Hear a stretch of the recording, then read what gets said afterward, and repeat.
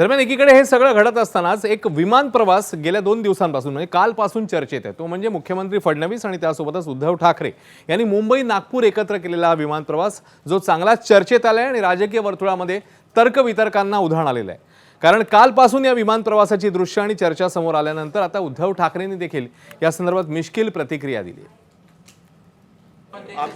आमची आणि मुख्यमंत्र्यांची विमानामध्ये उच्चस्तरीय चर्चा झाली।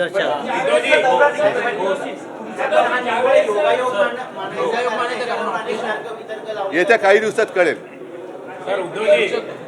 येत्या आमच्या कालच्या बैठकीचा वृत्तांत किंवा जे काही ठरलं ते येत्या काही दिवसात कळेल।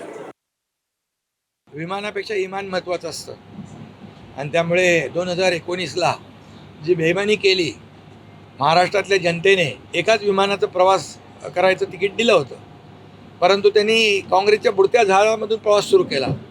आता ते गटांगळ्या खात सुटलेत आणि त्यामुळे अशा प्रकारचे प्रयत्न जे आहेत ते सुरू आहेत। परंतु देवेंद्रजी खूप हुशार आहेत आणि त्यांनी 2019ला कपटी मित्र किती घातक असतो हे पाहिलेलं आहे।